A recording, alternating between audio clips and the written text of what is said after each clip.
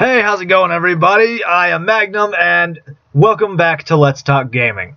So today we have something real special planned for you. Today we're going to discuss the recent controversy surrounding Ubisoft's recently announced title, Ghost Recon Breakpoint. Ghost Recon Breakpoint it's a sequel to Ghost Recon Wildlands. Personally, I thoroughly enjoyed Ghost Recon Wildlands. I thought it was a very fun game. I really did. And the game's media, the game's journalists, as I like to call them, have got their panties in a bundle. Why, you ask? Well, it's pretty straightforward, actually. Ubisoft has since gone on to make the announcement that Ghost Recon Breakpoint is not going to get political. And as we all know, the SJW run games journalism, the games media, as they like to pretend that they are, pretending that they are an authority on all things gaming and that what they say is all that matters. Meanwhile, they completely continue to ignore what the gamers actually want, decide that's not acceptable. They don't like that the game is not going to be political enough. Never mind that I don't think it's necessary, but let's quickly revisit the past year or two worth of political drama that has happened in the gaming industry. First, we have Tom Clancy's The Division 2 deciding to be completely non-political, which, strange for a game set in Washington, D.C. in its own right, a completely understandable step on Ubisoft's part. They didn't want the game to get into any social commentary or politics. They just wanted it to be a game where you play as an agent of the Division trying to retake the capital city of the United States from its now currently lawless state as it is in the fictional world of the game. Perfectly acceptable in my opinion. I don't see why they've not. I've actually been playing The Division myself a little bit recently. I'm going to be totally honest with you, I'm not feeling it. It's just not. Looter games are just not for me. Nothing wrong with them, just not for me personally. It's a fun game, though, and I definitely intend to at least run its main quest line and story here on the channel, but we'll talk about that another time. Now let's revisit the other incident regarding Ubisoft. Damn, Ubisoft, you are really pissing off the SJWs, aren't you? Mad respect for that. And that is last year's incident with Far Cry 5, where they were upset that the game didn't push the correct political message. Because we all know if you don't think orange man bad, little Hispanic girl good, you are a wrong thinker. And if you can't tell the sarcasm in my voice going on here, well, I suggest you get your sarcasm radar fixed because it's definitely on the fritz. Either way, long story short, not too much to go into. The whole incident over a year ago was basically the game came out, the game's journalism media decided and assumed that it was going to be a game about making fun of the right wing, the conservatives, the Republicans, getting political, pushing the values of feminism and pro-social justice, all that happy horse shit that we all know and love to hate because we're absolutely sick of it invading the things we love. And they were upset. Why were they upset? Because rather than taking a political stance, the game maintained relatively neutral, and it just made fun of a couple of stereotypes using redneck characters in Montana. I mean, there's literally a guy in the game named Herc Drubman Sr. His quest line is hilarious because all he does is talk shit about the cult that you're fighting in the game, known as Eden's Gate. I mean, he has a lot of dialogue that I'm not even kidding you is, and I quote, "Them Obama-loving libtards." So, more or less, they were upset that the game didn't get political enough for them. And we all know what this is really about. We all know what this is about. Let's look at Battlefield 5. Players and gamers alike were absolutely upset about the direction the game took, to the point where the company made the mistake of telling us, quote, if you don't like it, don't buy it. Nobody did. The game failed. They got a lot of trouble. The game's media, of course, supported the direction it went, because we all know they only took it in that direction to try and earn brownie points with the media. Brownie points that they may have gotten, but in the end, it cost them a lot of money. We all know what this is really about. Simply put, the game's media, the game's journalists, the people over at Polygon, Kotaku, all those happy horseshit websites that we all know and hate, they want a specific political message pushed into the game. They want their political message pushed into the game. And we all know what their political message is. Their political message is, simply put, orange man bad, little Hispanic girl good. That's what they want.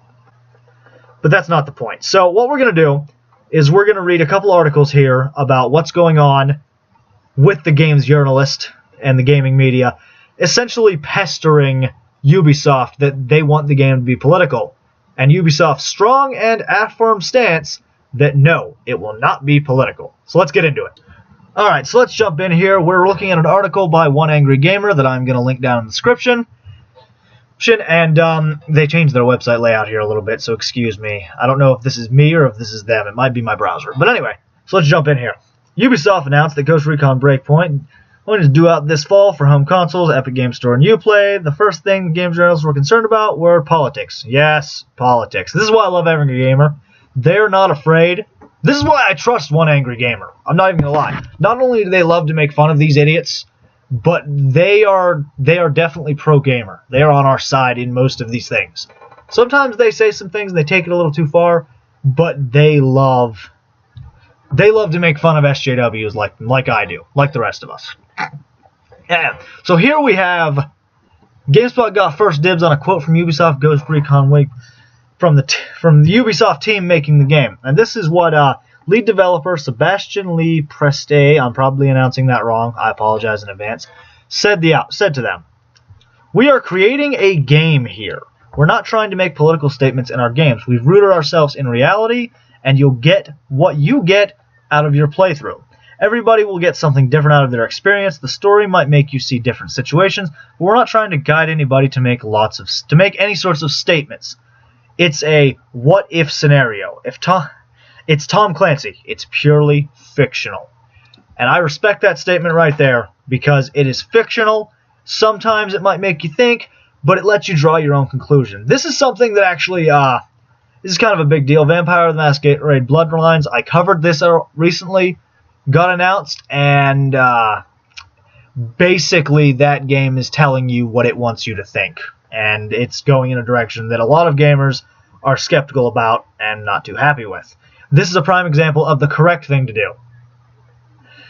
But obviously that wasn't kosher enough for games journalists, as this article states here. The Verge, God I hate The Verge, idiots, every last one of them, took a swipe at Ubisoft for not getting woke.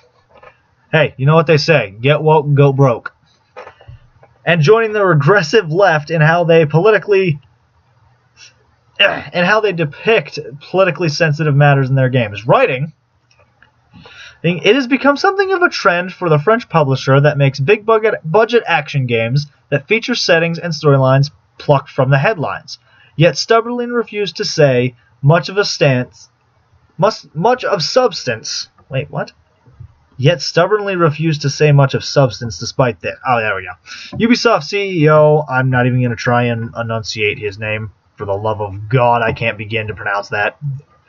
Told The Last Guardian last year, instead of making political statements, the company makes games where the goal is to make people think. And I don't know how I feel about that, but I think they've done a pretty good job.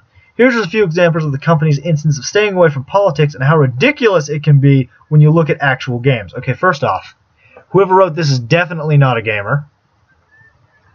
Definitely not.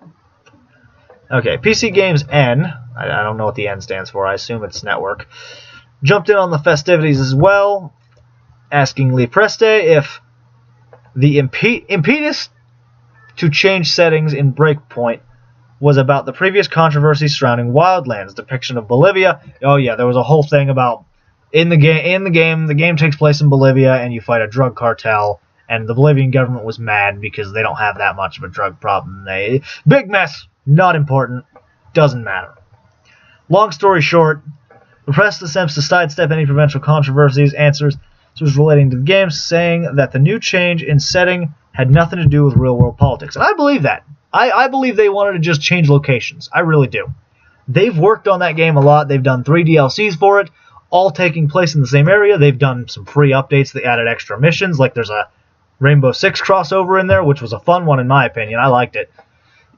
They want to step away from the Bolivia map. I don't blame them one bit. I understand it. Ubisoft has gained a reputation for refusing to comment on the politics of its games, which often use real-world socio-political tensions. No, they don't. No, they don't. You guys just try to draw political tensions into it. Yeah. As the backdrop for the action, but it doesn't appear to be the case with Ghost Recon Breakpoint.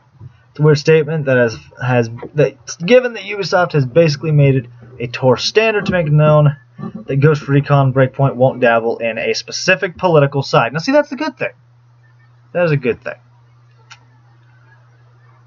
But we have, as pointed out by the quartering, I like the quartering actually. I like Jeremy. I like when he does videos on there.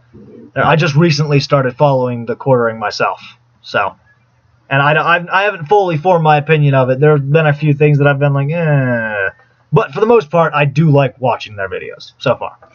Having all these articles drop within a span of 24 hours rekindled thoughts about the Game Journo pros and their smear on gamers way back in 2014 during #Gamergate. God, that mess.